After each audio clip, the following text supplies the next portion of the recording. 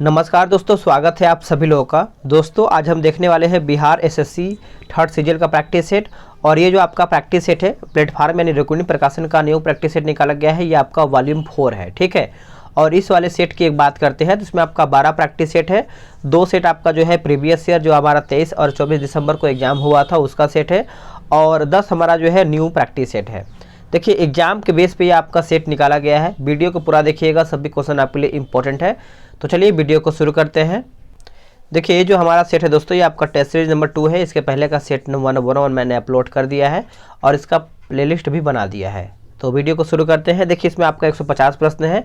GK GS math reasoning कहीं से भी स्टार्ट हो गया है, तो हम जीके जीएस देखेंगे और अच्छे तरीके से देखेंगे, ठीक है।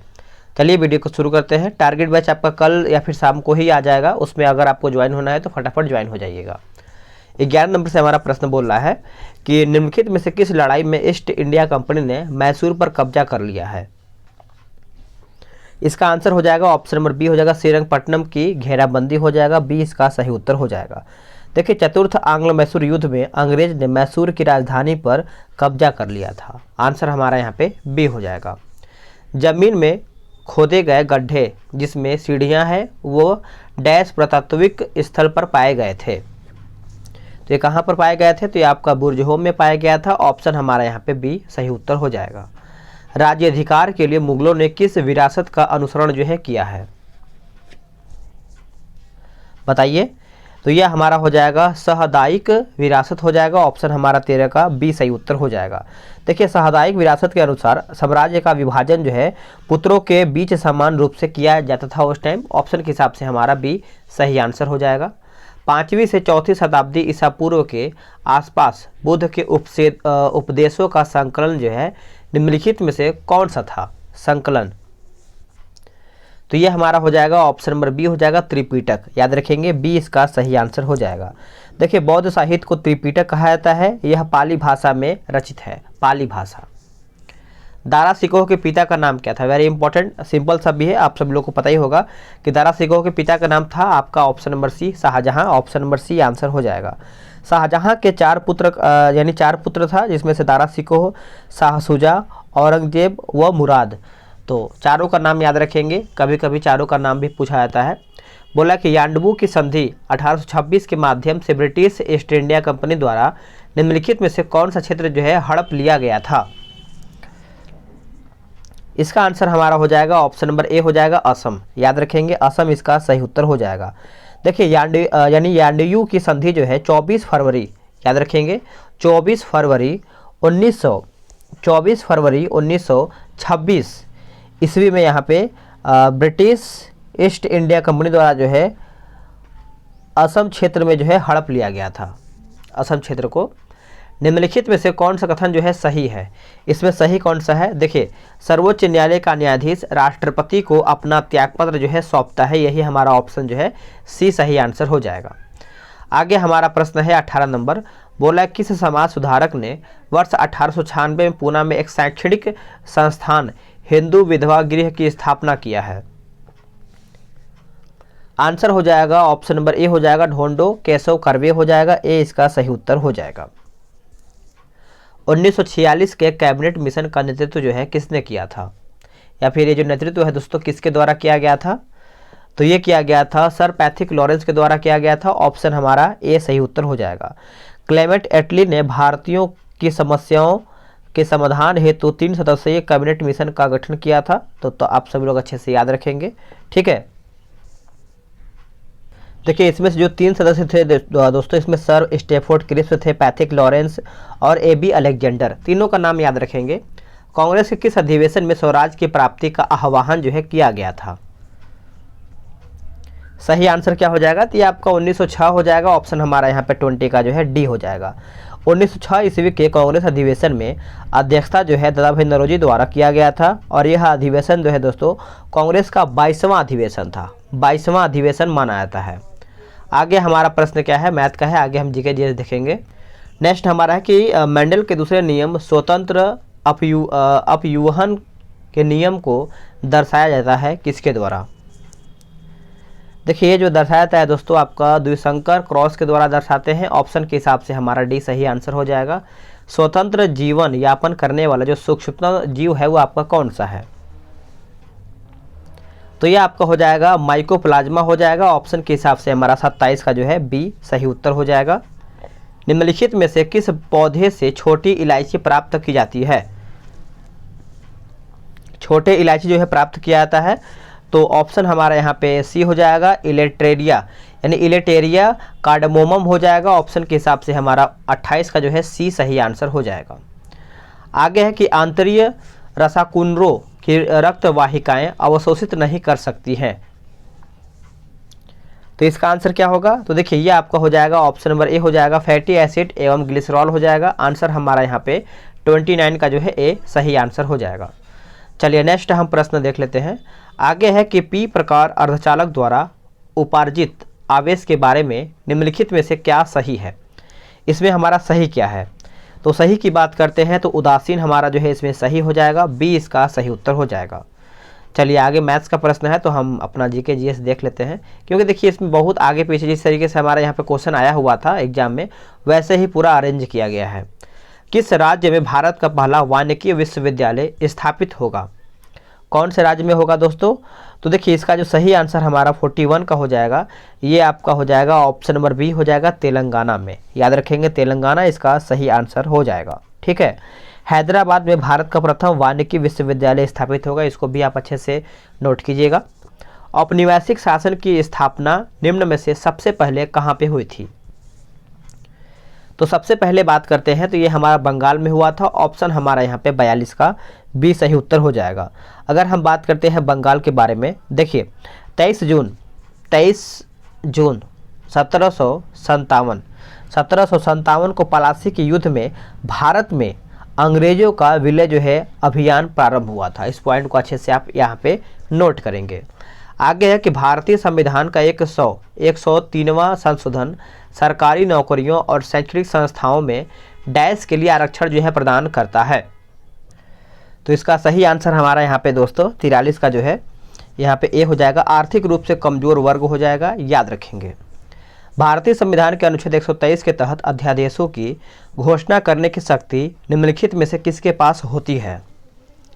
तो ये किसके पास होता है? तो ये आपका लोकसभा के अध्यक्ष के पास होता है। ऑप्शन हमारा यहाँ पे 44 का आंसर हमारा ए नहीं होगा। 44 का हमारा आंसर जो है यहाँ पे दोस्तों भारत के राष्ट्रपति के पास होता है, याद रखेंगे भारत के राष्ट्रपति के पास होता है। ऑप्शन हमारा यहाँ पे बी हो जाएगा। आगे प्रश्न है कि पंचायती राज से संबंधित निम्नलिखित कथनों में से कौन सा कथन जो है सही है, सही नहीं है, यानी कौन सा गलत इसमें है, बताइएगा इसमें कौन सा हमारा इसमें गलत है। तो 45 की बात करते हैं तो 73वां संविधान संशोधन अधिनियम जो है 15 अगस्त 1993 से प्रभावी हुआ है, जो कि यही हमारा यहाँ पे गलत हो जाएगा। ठीक है, याद रखेंगे सभी लोग। ये हमारा 15 अगस्त जो है दोस्तों 73वां संविधान संशोधन अधिनियम 15 अगस्त 1993 से प्रभावी हुआ है, यही हमारा यहाँ पे गलत हो जाएगा। ये हमारा 15 अगस्त नहीं होना चाहिए, यहाँ पे हमारा 24 अप्रैल होना चाहिए। ठीक है, बाकी पंचायत व्यवस्था भारतीय ग्रामीण जीवन का युगों से एक अभिन्न अंग रहा है, जो कि सही है। ठीक है, यह एक त्रिस्तरीय जैविक यानी जैविकीय रूप से जुड़ी संरचना है। भारतीय संविधान का अनुच्छेद 243 जी उसके महत्व को बढ़ाता है, ये भी हमारा सही है।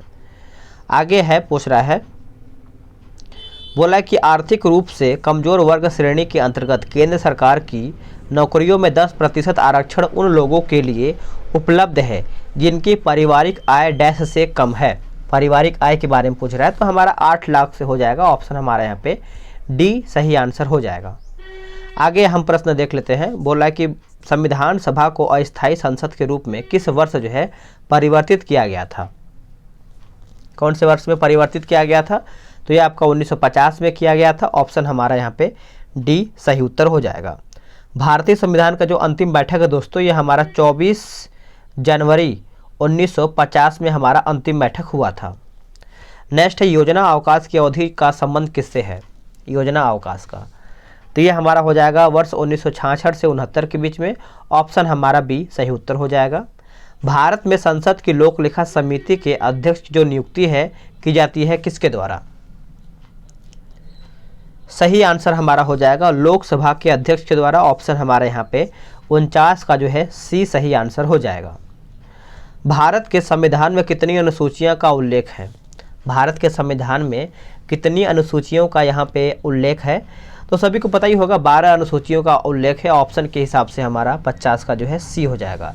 और मूलतः की बात करते हैं तो मूलतः हमारा पहले 8 अनुसूची थी। ठीक है, चलिए नेक्स्ट क्वेश्चन हम देखते हैं। आगे है कि उत्प्रेरक परिवर्तित करते हैं। जो हमारे उत्प्रेरक है क्या परिवर्तित करते हैं दोस्तों? तो अभिक्रिया की सक्रियण यानी सक्रियण ऊर्जा हो जाएगा। ऑप्शन के हिसाब से हमारा 56 का जो है सी सही आंसर हो जाएगा। आगे है बोला कि CH3 CH2O CH2 CH2Cl में उपस्थित विषम परमाणु पूछ रहा है, बताइए। तो इसका जो सही आंसर हमारा 57 का हो जाएगा। 1 और 4 हो जाएगा, ऑक्सीजन हो जाएगा और क्लोरीन हो जाएगा। आंसर हमारा यहाँ पे डी हो जाएगा। भूपर्पटी में बहुत से तत्व उपलब्ध हैं, परंतु सबसे अधिक प्रचुरता से उपलब्ध तत्व जो है कौन से हैं? तो हमारा यहाँ पे ऑप्शन के हिसाब से ए सही उत्तर हो जाएगा। सबसे छोटा कार्बन यहाँ पे बोला गया है। कार्बन अपबंध जो है आपका पाया जाता है किसमें? सही आंसर हमारा हो जाएगा एसिटिलीन हो जाएगा। आंसर हमारा यहाँ पे डी सही उत्तर हो जाएगा। देखिए सूची 1 और सूची 2 को यहाँ पे मिलान करके बताना है, तो हम इसको देख लेते हैं। देखिए इसमें मिलान करना है तो हम इसको अच्छे से मिलाते हैं। देखिए अगर हम बात करते हैं जो हमारा ऑप्शन PSL5 जो दिया गया है, ये हमारा हो जाएगा त्रिकोणीय द्विपिरामिड हो जाएगा। 6 जो है ये हमारा हो जाएगा यानी अपष्टफलकीय हो जाएगा। 5 जो हमारा यहाँ पे दिया गया है BRF फाइल जो है 5 जो है हमारा हो जाएगा वर्ग पिरामिडी। और BF3 जो दिया गया है त्रिकोणीय समतलीय हो जाएगा, याद रखेंगे। आगे हमारा प्रश्न क्या है? आगे प्रश्न है निम्नलिखित में से कौन सा राष्ट्र जो है बिम्स्टेक संगठन का सदस्य नहीं है? तो बताइएगा इसका सही आंसर क्या होगा 71 का। तो 71 का जो आंसर हो जाएगा दोस्तों हमारा यहाँ पे मालदीव जो है संगठन का सदस्य नहीं है। बाकी भूटान है, नेपाल है, म्यांमार है। तो आप इसको अच्छे से याद रखेंगे। देखिए बिम्स्टेक का जो हमारा बिम्स्टेक है इसका सदस्य देश जैसे हमारा बांग्लादेश, भारत, म्यांमार, श्रीलंका, थाईलैंड, भूटान, नेपाल, ये सब आपको देखने को मिलता है। ठीक है, आगे है निम्नलिखित कथनों पर विचार कीजिए। असत्य कथन इसमें आपका कौन सा है? तो 72 का हमारा ना तो एक गलत है ना ही 2 गलत है। पढ़ते हैं। द्वितीय पंचवर्षीय योजना महालनोबिस के विचारों पर आधारित है, जो कि सही है। महालनोबिस ने कोलकाता में भारतीय सांख्यिकी संस्थान की स्थापना की तथा सांख्य नामक एक जर्नल निकाला। तो इसको आप अच्छे से याद रखेंगे। भारतीय रिजर्व बैंक के सबसे कम कार्यकाल वाला जो गवर्नर कौन थे? तो गवर्नर की बात करते हैं तो ये हमारे हो जाएंगे अमिताभ घोष। ऑप्शन के हिसाब से हमारा यहाँ पे बी सही हो जाएगा। इनका जो कार्यकाल दोस्तों रहा है 15 जनवरी 1985 से लेकर 4 फरवरी, ठीक है, 4 फरवरी 1985 यहाँ पे हो जाएगा। नेक्स्ट हमारा प्रश्न है। आगे प्रश्न है कि देश की पहली मुस्लिम महिला जो फाइटर थी, फाइटर पायलट जो है कौन बनी है? फाइटर पायलट तो ये बनी है दोस्तों सानिया, एक सेकेंड, 74 का यहाँ पे दिया गया है, सानिया मिर्जा दिया गया है। देश की पहली मुस्लिम फाइटर पायलट कौन बनी है? तो सानिया मिर्जा। ऑप्शन के हिसाब से हमारा यहाँ पे डी हो जाएगा, याद रखेंगे। और भारत की पहली महिला फाइटर पायलट कौन बनी है? तो अवनी चतुर्वेदी, याद रखेंगे। कुल लागत प्रति इकाई उत्पादन लागत को जाना जाता है। आंसर हो जाएगा औसत लागत, ऑप्शन नंबर सी। शून्य बजट प्राकृतिक खेती में कौन सा राज्य जो है अग्रणी है, यानी आगे कौन सा है? तो आगे हमारा हो जाएगा ऑप्शन नंबर सी हो जाएगा कर्नाटक, याद रखेंगे, भूलेंगे नहीं। बिहार के गांवों तक वैज्ञानिक खेती यानी खेती को प्रभावी एवं गहरी पहुंच के लिए कौन सा योजना जो है प्रारंभ किया गया है? तो इसका सही उत्तर हमारा हो जाएगा मेरा गाँव मेरा गौरव। ऑप्शन के हिसाब से हमारा बी सही हो जाएगा। GVA अर्थव्यवस्था के किसी क्षेत्र, उद्योग या प्रखंड में उत्पादित वस्तुओं और सेवाओं के मूल्य को माप होती है। GVA का पूर्ण स्वरूप क्या, यानी फुल फॉर्म पूछ रहा है दोस्तों। तो इसका आपका हो जाएगा ग्रॉस वैल्यू एडेड हो जाएगा। ऑप्शन के हिसाब से हमारा 78 का ए हो जाएगा। निम्नलिखित में से पारिस्थितिकी तंत्र का किसे कृत्रिम के रूप में वर्गीकृत जो है किया जा सकता है? आंसर हमारा हो जाएगा ऑप्शन नंबर सी हो जाएगा गार्डन, याद रखेंगे। आंसर हमारा सी हो जाएगा। नहर की एक जलग्रीवा यानी चैनल जहां पानी को बलपूर्वक उत्थान द्वारा भूमि के ढलान की विपरीत दिशा में प्रभावित किया जाता है वह डैश कहलाता है। यानी वो क्या कहलाता है, तो आपका उत्थापन प्रणाली कहलाता है। ऑप्शन के हिसाब से हमारा डी सही उत्तर हो जाएगा। चलिए आगे हमारा प्रश्न है, निम्नलिखित में से किसका उपयोग नॉनस्टिक बर्तन बनाने में होता है। आराम से क्वेश्चन का आंसर करिएगा। तो ये जो हमारा नॉनस्टिक बर्तन दिया गया है, इसका आंसर हमारा हो जाएगा ऑप्शन नंबर सी हो जाएगा, पॉलीटेट्रा फ्लोरोएथिलीन हो जाएगा। ऑप्शन के हिसाब से हमारा यहाँ पे सी सही आंसर हो जाएगा। रक्तचाप यानी ब्लड प्रेशर तथा श्वसन गति का नियंत्रण जो है किसके द्वारा होता है, तो ये जो आपका होता है दोस्तों मेडुला ऑब्लोंगेटा के द्वारा होता है। ऑप्शन के हिसाब से 87 का जो है सी सही आंसर हो जाएगा। बार बार कफकपी यानी कपकपी जो होता है, इसके साथ तेज बुखार होना किस रोग के लक्षण होते हैं। आंसर हमारा हो जाएगा ऑप्शन नंबर ए हो जाएगा, मलेरिया। याद रखेंगे, मलेरिया इसका सही आंसर हो जाएगा। चेचक किस वायरस के कारण जो है वो होता है, जो चिकन पॉक्स होता है ये किस वायरस के कारण होता है दोस्तों, तो वेरिसेला हो जाएगा। ऑप्शन के हिसाब से हमारे यहाँ पे बी सही आंसर हो जाएगा। आगे है बोला कि सिग्मोइड कोलन किसका भाग है। सिग्मोइड कोलन जो है किसका एक भाग है, तो ये आपको बड़ी आंत का भाग देखने को मिलता है। ऑप्शन के हिसाब से हमारा बी सही आंसर हो जाएगा। चलिए आगे देख लेते हैं, आगे हमारा कहाँ पे जीके जीएस दिया हुआ है।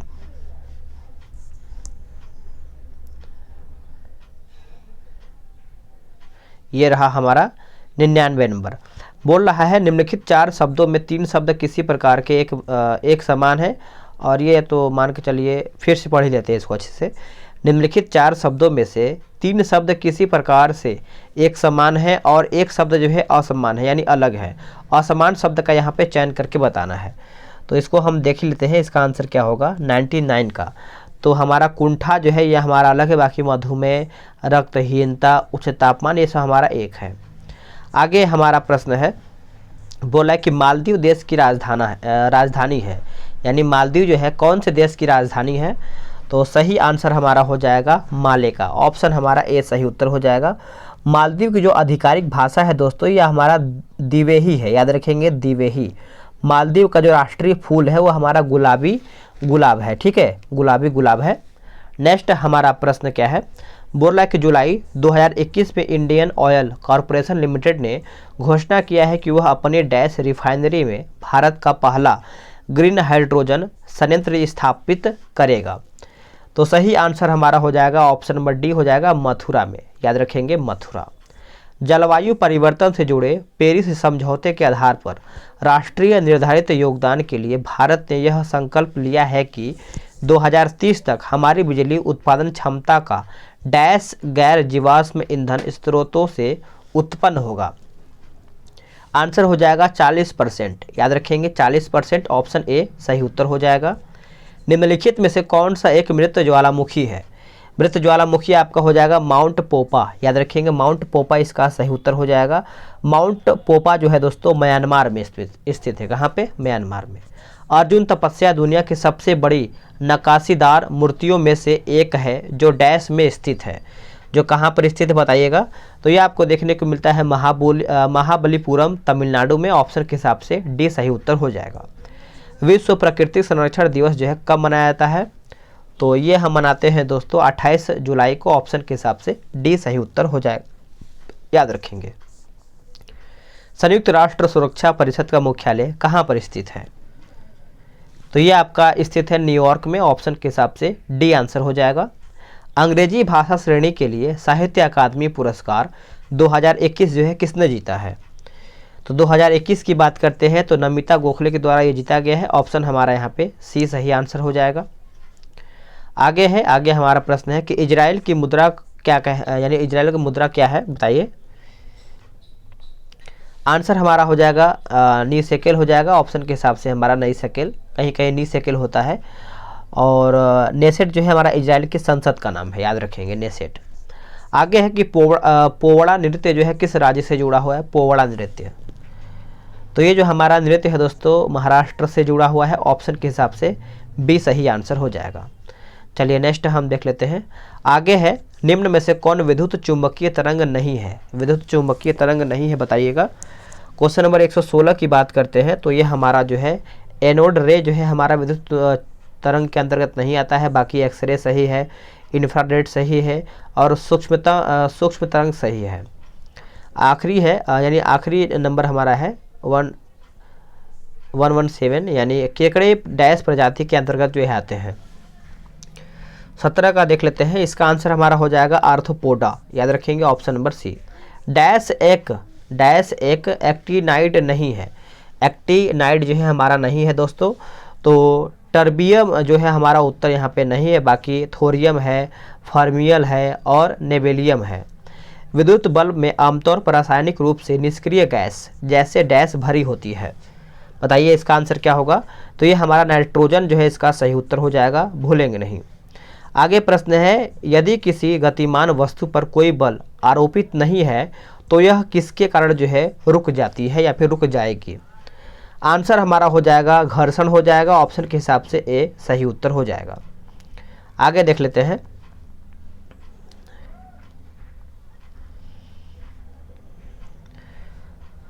हाँ आगे कुछ और हमारा क्वेश्चन बचा हुआ है, जैसे हमारा 131 नंबर से है। बोल रहा है निम्नलिखित में से कौन सी पुस्तक सुधा मूर्ति द्वारा लिखित है, सुधा मूर्ति द्वारा लिखित है बताइएगा। तो 31 की बात करते हैं तो ये हमारा महाश्वेता हो जाएगा, ऑप्शन के हिसाब से डी सही उत्तर हो जाएगा। बिहार सरकार द्वारा चलाए जा रहे मुख्यमंत्री वृद्धजन पेंशन योजना के संबंध में कौन सा कथन जो है गलत है। तो गलत की बात करते हैं तो इस योजना में 80 वर्ष से अधिक आयु वर्ग के वृद्धाजनों को 4000 मासिक पेंशन जो है दिया जाता है, जो कि यही हमारा यहाँ पे गलत हो जाएगा। माफ़ कीजिएगा 4000 नहीं 400 लिखा गया है, 400 यहाँ पे लिखा गया है, ठीक है, यही हमारे यहाँ पे गलत हो जाएगा। देखिए 400 नहीं, यहाँ पे 500 होना चाहिए, 500 रुपया मासिक वेतन। बाकी राज्य के सभी आय वर्ग के वृद्धजन इसमें शामिल है, सही है। यह उसी वृद्धजन को दे है जिसकी आयु जो है 60 वर्ष से अधिक है और इस राज्य के 92.50 लाख वृद्धजन शामिल हैं। 21 वर्षीय आर्य राजेंद्रन डैश के मेयर के रूप में भारत के सबसे कम आयु के मेयर बने हैं। तो देखिए इसका आंसर याद रखेंगे 33 का ऑप्शन नंबर सी हो जाएगा, तिरुवनंतपुरम ऑप्शन नंबर सी। 31 जनवरी 2023 तक प्राप्त जानकारी के अनुसार एशियन डेवलपमेंट बैंक के अध्यक्ष कौन है। तो ये आपके बने हैं दोस्तों, ऑप्शन नंबर डी हो जाएगा, यानी मासा तोसुगु असाकावा हो जाएगा, ऑप्शन हमारा यहाँ पे डी हो जाएगा। आगे के 15वें वित्त आयोग के अध्यक्ष कौन है, 15वें करंट का प्रश्न है, तो नंद किशोर सिंह हो जाएंगे, ऑप्शन हमारा यहाँ पे डी हो जाएगा। 25 अगस्त 2022 को भारत ने किसे हरा करके 14 वर्षों बाद 14वीं अंडर 18 एशियन वॉलीबॉल पुरुष चैंपियनशिप जो है जीता है। आंसर क्या हो जाएगा, ऑप्शन नंबर बी हो जाएगा, दक्षिण कोरिया, याद रखेंगे, भूलेंगे नहीं। नेक्स्ट हमारा प्रश्न है 2022 में किस देश के टेनिस खिलाड़ी लेटन हैविट को अंतर्राष्ट्रीय टेनिस हॉल ऑफ फेम में शामिल किया गया है। तो इसका सही आंसर याद रखेंगे, सभी को याद ही होगा, ऑस्ट्रेलिया हो जाएगा, डी इसका सही उत्तर हो जाएगा। नेक्स्ट है क्रिकेट एशिया कप 2022 का खिताब जो है किस देश ने जीता है। तो ये जो आपका जीता गया है दोस्तों श्रीलंका के द्वारा, ऑप्शन नंबर डी सही उत्तर हो जाएगा। भारत सरकार के प्रमुख कार्यक्रम प्रधानमंत्री वय वंदन योजना का मुख्य एजेंडा क्या है। सही आंसर हमारा हो जाएगा, ऑप्शन नंबर डी हो जाएगा, यानी वरिष्ठ नागरिकों के लिए न्यूनतम आरंभिक निवेश करने के बाद जो है 8% गारंटीकृत वापसी पर सुनिश्चित पेंशन, ऑप्शन नंबर डी हो जाएगा। Boy tales of childhood dash की आत्मकथात्मक पुस्तक है। तो ये आपको देखने को मिलता है रोल्ड डॉहल हो जाएगा, ऑप्शन के हिसाब से हमारा बी सही उत्तर हो जाएगा। आगे हमारा कुछ और क्वेश्चन दिया गया है, इसको भी हम देख लेते हैं अच्छे से। जैसे 46 नंबर है, निम्न में से कौन सा नियम किसी धात्विक तार में से प्रभावित होने वाली धारा और इसके सिरों में विभवांतर के बीच संबंध बताता है। सही आंसर हमारा जो है 46 का दोस्तों, ये हमारा हो जाएगा ओह का नियम, ऑप्शन नंबर सी सही हो जाएगा। लिथियम, सोडियम और पोटेशियम में क्या समानता है बताइए। इसका आंसर हमारा हो जाएगा इनके बाह्यतम कोश में एक इलेक्ट्रॉन होता है, ऑप्शन हमारा डी हो जाएगा। आगे किसने अपनी आवर्त तालिका में अंतरालों के आधार पर अभी कुछ और खोजे जाने वाले तत्वों के अस्तित्व की भविष्यवाणी किया है। आंसर हमारा हो जाएगा मेंडलीफ, ऑप्शन हमारा यहाँ पे सी सही उत्तर हो जाएगा। धातु के तार का प्रतिरोध होता है, तो ये हमारा हो जाएगा इसकी लंबाई के समानुपाती और अनुप्रस्थ काट के क्षेत्रफल के व्युत्क्रमानुपाती होता है। ऑप्शन हमारा यहाँ पे सी सही आंसर हो जाएगा। आखिरी प्रश्न है, निम्नलिखित में से कौन सी यांत्रिक तरंगे हैं। देखिए यांत्रिक तरंगे की बात करते हैं तो ये हमारा ऑप्शन नंबर ए हो जाएगा, ध्वनि तरंगे। आंसर ए सही उत्तर हो जाएगा। दोस्तों यहीं पर सेट समाप्त होता है, आगे आपको डिस्कशन भी मिलेगा। तो टारगेट बैच में आपका वीडियो जो है रात में आ जाएगा करीबन 7 बजे, तो वहाँ से आप देख के अपना ज्वाइन हो जाइएगा। मिलते हैं एक नई वीडियो में, आज के लिए इतना ही। जय हिंद।